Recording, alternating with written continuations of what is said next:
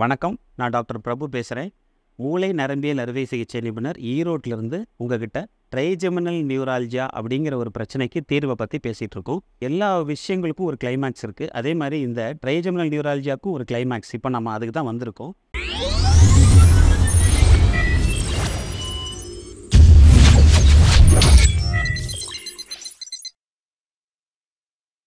நம்ம ஏகப்பட்ட ட்ரீட்மெண்ட் பார்த்தோம் இல்லையா? இது ஒரு கொடூரமான வலியை ஏற்படுத்தக்கூடிய ஒரு பிரச்சனைங்கிறத நம்ம பார்த்தோம்.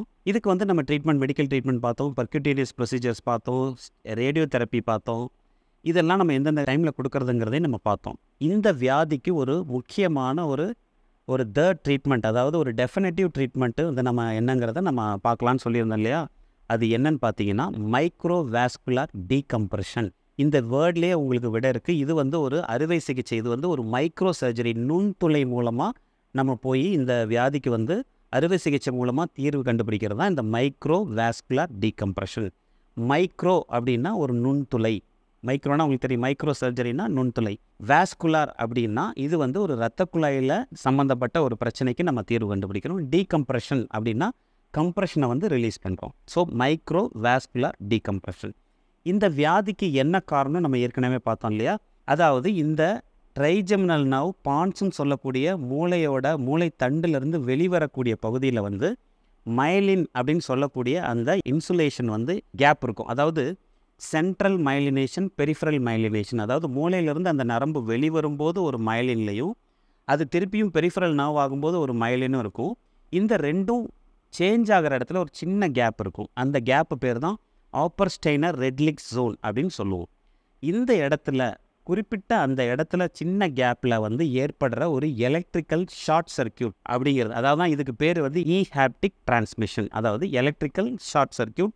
அதாவது அந்த இடத்துல ஒரு எலக்ட்ரிக்கல் அப்நார்மாலிட்டி இருக்குது. ஏன் வருது அப்படின்னு பார்த்தீங்கன்னா, அந்த இடத்துல ஏற்கனவே நரம்பு எக்ஸ்போஸ் ஆகிருக்கு இல்லையா? அந்த எக்ஸ்போஸ் ஆகிருக்கிற நரம்பில் இரத்த குழாய், அதுக்கு பக்கத்தில் போகிற இரத்த குழாய் போய் அந்த இடத்துல படுத்துக்கும். அதாவது அந்த நரம்பு மேலே படுத்துக்கும். இரத்த குழாய்ங்கிறது இருதயம் துடிக்கிற ஒவ்வொரு சமயமும் அந்த இரத்த குழாய் துடிக்கும் இல்லையா? அது ஒவ்வொரு தடவை துடிக்கும் போது அந்த நரம்பை ப்ரெஸ் பண்ணிக்கிட்டே இருக்கும். அப்படி ப்ரெஸ் பண்ணுறனால தான் நமக்கு இந்த வலி, ட்ரைஜெமினல் நியூரால்ஜியா ஃபியூ செகண்ட்ஸ் வருது, பயங்கர சிவியராக வருது. ஸோ இந்த சர்ஜிக்கல் ட்ரீட்மெண்ட்டில் நம்ம என்ன பண்ண போகிறோம்னா, அதாவது நம்ம காதுக்கு பின்னாடி இந்த ஆப்ரேஷன் பார்த்திங்கன்னா ரீட்ரோசிக்மாய்டு சப்ஆக்சிபிட்டல் கிரேனியாட்டமி அப்படின்னு சொல்லக்கூடிய காதுக்கு பின்னாடி இருக்கிற நம்ம ஒரு கபாலத்தோட எலும்பை ஒரு சின்ன ஒரு காயின், ₹1 காயின் சைஸுக்கு ஓப்பன் பண்ணுவோம். ஓப்பன் பண்ணிவிட்டு அதுக்கு கீழே இருக்கிற அந்த டியூராமேட்டருங்கிற அந்த மூளையோட உரையை நம்ம ஓப்பன் பண்ணுவோம். ஓப்பன் பண்ணிவிட்டு சிறுமூளை, அதாவது அந்த நரம்புக்கு போகிறதுக்கு முன்னாடி அந்த நரம்பை மறைச்சிட்டு இருக்கிற சிறுமூளையை நம்ம கீழே அமுத்திட்டு அந்த நரம்பை நம்ம ரீச் பண்ணுவோம். நம்ம அந்த இடத்துக்கு போன உடனேவே அந்த இடத்த அடேஷன் சொல்லக்கூடிய அந்த இரத்த குழாயை சுற்றி ரொம்ப எல்லாம் ஒட்டிக்கிட்டு இருக்கும் சில நேரம். அதை எல்லாத்தையும் நம்ம ரிலீஸ் பண்ணிவிட்டு நம்ம பார்த்தோம்னா நமக்கு அந்த வாஸ்குலர் லூப் அப்படிங்கிற அந்த இரத்த குழாய் அந்த நரம்பு மேலே படுத்திருக்கிறது நமக்கு நல்லாவே தெரியும். இதை நம்ம ஏற்கனவே எம்ஆர்ஐ ஸ்கேன் மூலமாக நம்ம கன்ஃபார்ம் பண்ணியிருப்போம். ஒருவேளை எம்ஆர்ஐ ஸ்கேன் பார்க்கும்போது அந்த இரத்த குழாய் அது மேலே நரம்பு மேலே படுத்திருக்கு, ஆனால் நாம் உள்ளே ஆப்ரேஷன் பண்ணும்போது பார்க்கும்போது அந்த இரத்த குழாய் அங்கே இல்லைன்னா இது எதனால் இருக்குன்னா டைனமிக் கம்ப்ரெஷன் அப்படின்னு சொல்லுவோம். அதாவது சில நேரம் நம்ம கழுத்தை இந்த பக்கம் அந்த பக்கம் திருப்புறது, இல்லை ஒரு பக்கம் படுக்கிறது, இந்த பக்கம் சாயும் போது அந்த இரத்த குழாய் சில நேரம் அந்த நரம்பை விட்டு சில நேரம் விலகி இருக்கலாம். இதுக்கு பேர் தான் டைனமிக் கம்ப்ரெஷன். ஸ்டாட்டிக் கம்ப்ரெஷன் எப்போவுமே அந்த இடத்துல இரத்த குழாய் படுத்திருக்கும். இந்த டைனமிக் கம்ப்ரெஷன் இருக்கும்போது சில நேரம் அந்த இரத்த குழாய் நகர்ந்து கூட இருக்கலாம். இப்போது இந்த அறுவை சிகிச்சையில் நம்ம என்ன பண்ண போகிறோம்னா, அந்த இரத்த குழாயையும் அந்த நரம்பையும், மெயினாக இந்த இரத்த குழாய் 2 இரத்த குழாய் தான். அதாவது சுப்பீரியர் செரிபெல்லார் ஆர்ட்ரி அப்படிங்கக்கூடிய ஒரு இரத்த குழாய், இன்னொன்று ஆன்டீரியர் இன்ஃபீரியர் செரிபெல்லார் ஆர்ட்ரி. இந்த ரெண்டும் நல்ல ரத்தத்தை கொடுக்கக்கூடிய ஒரு இரத்த குழாய். இது இல்லாமல் கெட்ட ரத்தத்தை கொடுக்கக்கூடிய சூப்பர்ஃபிஷியல் பெட்ரோசல் வெயின் அப்படிங்கக்கூடிய வெயினோ, இல்லை ட்ரைஜெமினல் வெயின் அப்படிங்கக்கூடிய வெயினோ, கெட்ட ரத்தத்தை குடிக்கக்கூடிய வெயின்கள் கூட இரத்த குழாய் கூட அதை அமுக்கிட்டு இருக்கலாம்.